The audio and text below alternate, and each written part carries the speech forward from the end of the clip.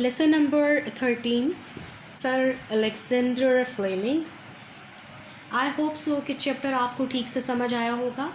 आज की वीडियो में हम इसके जो इम्पॉर्टेंट क्वेश्चंस हैं उनको देखेंगे और उनको करेंगे।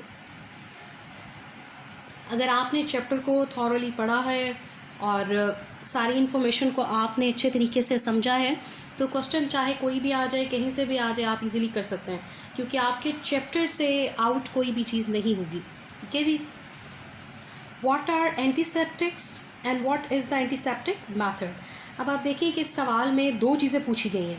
पहले आपने डिफ़ाइन करना है कि एंटीसेप्टिक्स क्या हैं, और फिर दूसरी बात क्या है कि एंटीसेप्टिक मेथड क्या है। ये दो अलग चीज़ें हैं। ठीक है जी। The antiseptics are the substance that kill germs. अब एंटीसेप्टिक्स वो दवाइयाँ या वो केमिकल्स होते हैं जो जरासीमों को मारते हैं। The use of germs the substances to kill germs is called antiseptic method. अब वो तरीक़ाकार जिसके ज़रिए हम एंटीसेप्टिक्स को यूज़ करते हैं और जरासीमों को मारते हैं उसको हम एंटीसेप्टिक मैथड कहते हैं। ठीक है। सो ये दो चीज़ें हैं जिनको आपने डील करना है। जब भी आप क्वेश्चन पढ़ रहे हों और उसको हल करने से पहले हमेशा देखिए कि क्या वो पार्ट्स में है, एक बात पूछी गई है या दो बातें पूछी गई। ठीक है। तो अकॉर्डिंगली आपने उसका जो आंसर है वो लिखना है। What was the chief defect of antiseptic method. Antiseptic method का मेन नुक्स क्या था, मेन मसला क्या था। The antiseptic method killed germs. Antiseptic method ने क्या किया जी, जर्म्स को मार डाला, जर्म्स को ख़त्म कर दिया। But it also destroyed the white cells of the body. और इसने क्या किया कि जिस्म के वाइट सेल्स को भी ख़त्म कर डाला। This was the chief defect of antiseptic method. और यही सबसे बड़ा जो नक्स है वो था एंटीसेप्टिक मैथड का, क्योंकि सिर्फ जरासीमों को अगर मार दिया जाता तो ये एक अचीवमेंट थी, ये एक अहम बात थी। लेकिन इसके साथ साथ अगर जिस्म को भी नुकसान पहुंच रहा है तो फिर तो उस दवाई का कोई फ़ायदा नहीं है, दवाई बिल्कुल ज़ीरो है। What part is played by white cells in the blood of human body. इंसानी जिस्म में जो वाइट सेल्स हैं वो क्या काम करते हैं, क्या इंपॉर्टेंस रखते हैं, क्या रोल प्ले करते हैं। White cells are the defence system of a body. White cells जो हैं वो जिस्म का फ़ौज की तरह काम करते हैं, दिफा करते हैं।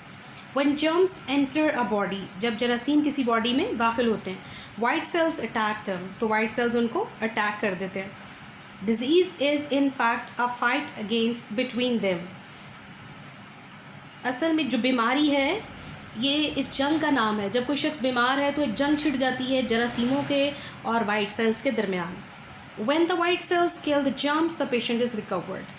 और अगर आपके वाइट सेल्स जो हैं वो मार देते हैं जरासीमों को तो इंसान तंदुरुस्त हो जाता है।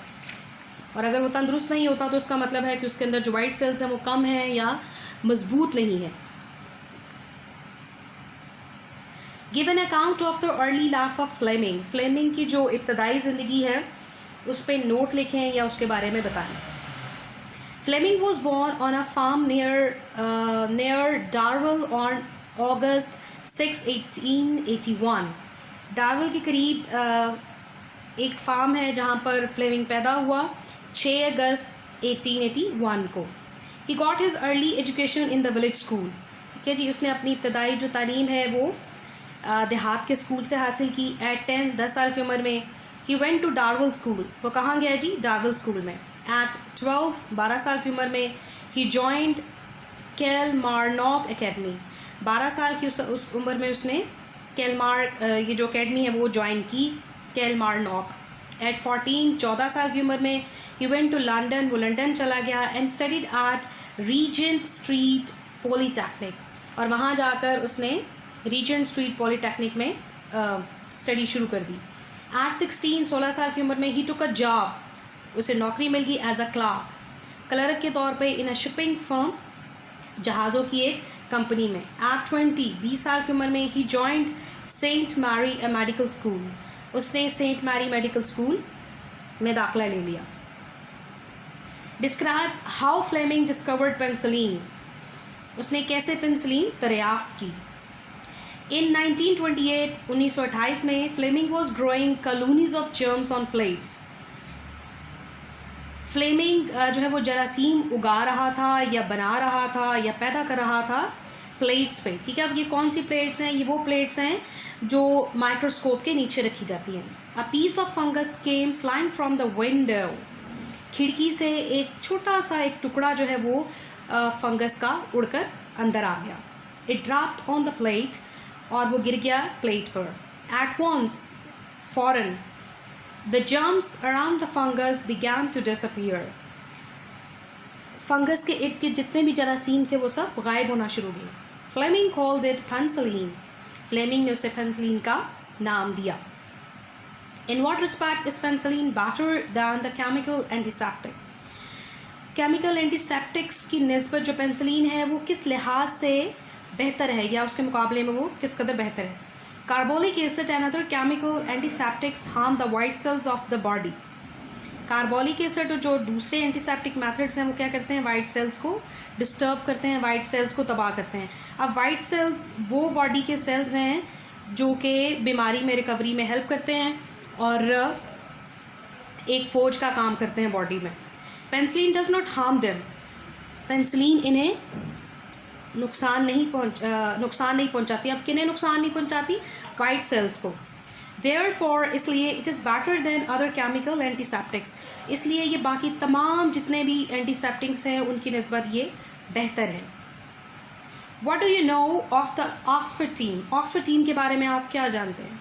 At Oxford, a team headed by Professor Howard Florey and Dr. E.B. Chain walked for the concentration of penicillin.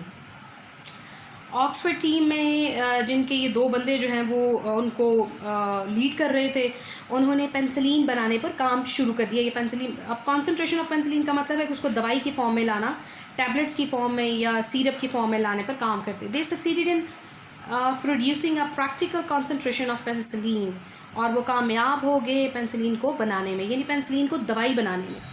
मैंने आपको चैप्टर पढ़ाते हुए भी बताया था कि पेंसिलिन जो है वो फंगस है, तो अब फंगस को जो है वो डायरेक्ट तो पेशेंट को नहीं खिलाया जा सकता, या कोई भी बंदा कहे जी आप बीमार हैं, आपके अंदर जर्म्स है तो ये ऊपर जो है वो फंगस लगा दी जाए, नहीं ना, उसको मेडिसिन फॉर्म में देना। तो ये एक बहुत बड़ी अचीवमेंट थी कि उसको मेडिसिन फॉर्म में लाया जाए। How did the Oxford team make penicillin more effective? किस तरह से जो ऑक्सफोर्ड की टीम है वो पेंसिलिन को ज़्यादा मौसर बना देती है। In its crude form, penicillin could not be used in a treatment of disease.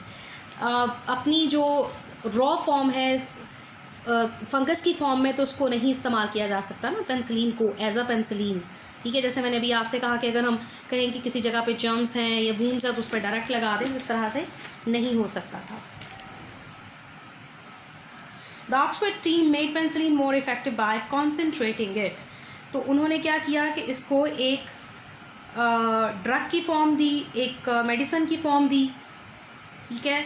और इसमें जो है वो इसके बाद वो मेडिसिन फॉर्म में आने के बाद उसको इस्तेमाल किया जा सकता था और इस्तेमाल किया जाने लगा। Write a note on penicillin as a wonder drug. एक हैरत अंगेज़ दवाई के तौर पर पेंसिलिन पर एक नोट लिखें कि पेंसिलिन एक बड़ी हैरान कुन या जादुई दवाई है। Penicillin prove to be a wonder drug. Penicillin ने अपने आप को साबित किया एज अ वंडर ड्रग के तौर पर। It saved countless lives. इसने बहुत सारी ज़िंदगियों को बचाया, बेशुमार ज़िंदगियों को। It prove to be the strongest weapon against disease. इसने अपने आप को बीमारियों के ख़िलाफ़ एक मजबूत हथियार के तौर पर साबित किया, ठीक है जी। Was Fleming proud of his discovery? क्या फ्लेमिंग जो है वो बहुत फ़ख्र महसूस करता था अपनी या उसे बड़ा क्या कह लीजिए कि बड़ा वो मगरूर हो गया इस डिस्कवरी के बाद? Fleming never felt proud of his discovery. Fleming ने कभी भी महसूस नहीं किया कि वो बड़ा मगरूर हो जाए या बड़ा उसको फ़ख्र करना चाहिए पेंसिलिन की डिस्कवरी के बाद। He said that penicillin was not a man made drug. उसने कहा कि पेंसिलिन जो है वो इंसान की बनाई हुई ड्रग नहीं है। यहाँ तक आप आंसर लिख लें, लेकिन अगर आप पीछे पैराग्राफ्स में जाएं तो मैंने आपको बताया कि वो कहते हैं कि ये कुदरत में पहले से मौजूद थी, ठीक है ना। कोई भी शख्स फंगस नहीं बना सकता, फंगस ऑलरेडी मौजूद है, इसने सिर्फ उसको डिस्कवर किया है। ओके जी, why couldn't penicillin have been discovered in the research laboratories of America? America के लेबोरेटरीज में इसको क्यों नहीं डिस्कवर किया जा सकता था? The American laboratories were destless. Penicillin could not be discovered there because there were no way for a mold spore to come in and drop on the culture plate. अब जो अमेरिका की laboratories थी वो बिल्कुल कह लीजिए कि हर तरफ से महफूज, कोई जरासीम बाहर से उसमें एंटर नहीं हो सकता, कोई डस्ट नहीं आ सकती, ठीक है। तो उसके लिए सूटेबल जगह जो है वो फ्लेमिंग की ही लेबोरेटरी थी, जहाँ पर किसी की किचन से उड़ता हुआ एक बीज फंगस का आया और उसकी कल्चर प्लेट पे, जरासीमों वाली प्लेट पे आके बैठ गया, जहाँ पर उसने जरासीमों को मारना शुरू कर दिया। तो बेहतरीन जगह यही थी, ठीक है। अगर ये किसी और जगह होता तो शायद पेनिसिलिन दरियाफ्त ना होती। Fleming's achievement paved the way for the other discoveries in the medical field. What are they? Fleming की जो अचीवमेंट है उसने बाद में आने वाली डिस्कवरीज का रास्ता पक्का किया, सीधा किया। ये क्या है, ठीक है। Fleming stimulated new research. The new drugs were discovered by man. At present, are the best among these drugs is the streptomycin. कहता है जी कि सिर्फ इसकी अचीवमेंट ये नहीं कि इसने पेनिसिलिन बनाई है, इसने बाकी जो रिसर्चर्स थे, लोग थे, उनको उकसाया कि मज़ीद काम किया जाए, मज़ीद जो है वो बेहतरी लाई जाए, और इस तरह से इसने नए रास्ते खोल दिए साइंस में, ठीक है जी।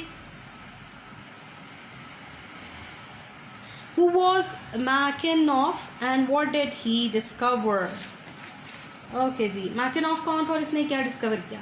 He was a bacteriologist, a pupil of Pasteur. वो जो है वो माहिर जरासीम का वो माहिर था, ठीक है जी, और पेस्चर का शागिर्द था। He discovered the leukocytes. उसने ल्यूकोसाइट्स को डिस्कवर किया, और white cells of the blood, या जिनको हम वाइट सेल्स भी कहते हैं अपने बॉडी के। They are the natural defence of body. ये हमारे जिस्म का कुदरती तौर पर दिफा करते हैं। Disease is a fight between germs and leucocytes which result in death of either. Disease जो है वो जंग है इन दोनों के दरमियान, और इस तरह से या तो बंदा तब रिकवर करता है जब जरासीम मर जाते हैं, और अगर वो रिकवर नहीं करता तो जरासीम हावी हो गए तो डेफिनेटली डेथ हो जाएगी। How did Fleming's family become a medical family? Fleming का जो ख़ानदान है वो किस तरह से मेडिकल का ख़ानदान बन गया? One of his brothers became a qualified oculist. इसका भाइयों में से एक भाई जो है वो बेहतरीन या माहिर किस्म का जो है वो आंखों का डॉक्टर बन गया।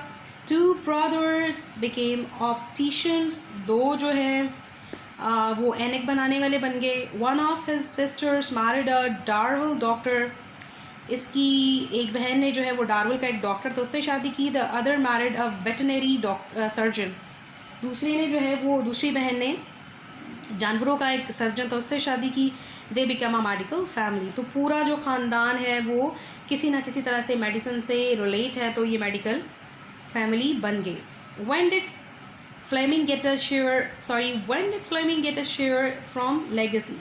उसे अपनी विरासत से कब हिस्सा मिला? He got a share at the age of 20. जब वो 20 साल का था तो तब उसे अपनी विरासत से हिस्सा मिला। It was enough for him to be trained for a career with better prospects. और ये इतने हिस्सा था, इतने पैसे थे कि वो अपने लिए को बेहतर रास्ता मुंतखब कर सकता था, ठीक है जी। ओके,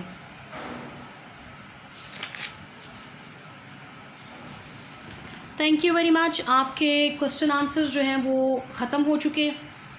आई होप कि ये चैप्टर आपको ठीक से समझ आया होगा। आप क्वेश्चन आंसर्स को याद करने से पहले, इनको टैकल करने से पहले एक दफ़ा चैप्टर को आप अच्छी तरह से गो थ्रू करें, ठीक है जी। आपने पूरे चैप्टर को पहले आपने लाइन वाइज पढ़ना है, ठीक हो गया। और उसमें जितनी भी इंफॉर्मेशन है, इम्पॉर्टेंट चीज़ें हैं, अगर कोई डेट आ रही है तो उसको अंडरलाइन कर लें, किसी शख्स का नाम आ रहा है उसको अंडरलाइन कर लें, उसके अलावा कोई इम्पॉर्टेंट इवेंट है उसको अंडरलाइन कर लें, फ्लेमिंग के एग्जैक्ट कहीं भी वर्ड्स हैं उनको अंडरलाइन कर लें। उसका फ़ायदा ये कि एक तो आपके जो ऑब्जेक्टिव वो साथ साथ रेडी हो जाएगा, और जैसे जैसे आप फोकस के साथ चैप्टर को पढ़ेंगे वैसे वैसे आप जो है वो उसको याद भी करते चले जाएंगे। और क्वेश्चन जो है वो आप टू द पॉइंट रहें, पूरी कहानी नहीं लिखनी, सवाल को पढ़ें, उसको अंडरस्टैंड करें। अगर 2 हिस्सों में है तो 2 में करें, और आपको हमेशा पेपर में कहा जाता है कि आंसर इन 3 to 4 लाइन्स या 2 to 3 लाइन, तो 2 से 3 लाइन्स या 4 लाइन्स बहुत ज़्यादा है, इससे ज़्यादा आपने उसमें नहीं लिखना। टू द पॉइंट लिखें, आपके चैप्टर के अंदर ही सारी चीज़ें मौजूद हैं, कोई भी चीज़ आपने बाहर से नहीं लिखनी। कोई भी ऐसा सवाल नहीं आता, आप तब परेशान हो जाते हैं जब आपने चैप्टर को थॉरोली स्टडी नहीं किया होता और उसको आप नहीं पढ़ते, नहीं अंडरस्टैंड करते, तो तब आपको प्रॉब्लम होती है। आई होप सो कि आज का जो चैप्टर है वो आप जो क्वेश्चन आंसर्स हैं वो आपको ठीक से समझ आए होंगे। और अगर आपको कोई प्रॉब्लम हो रही है तो ज़रूर आप बताएं कि आपको चैप्टर समझ नहीं आ रहा या आपको क्वेश्चन आंसर्स में कोई प्रॉब्लम है, तो अपने टीचर से ज़रूर कांटेक्ट करें। Thank you very much.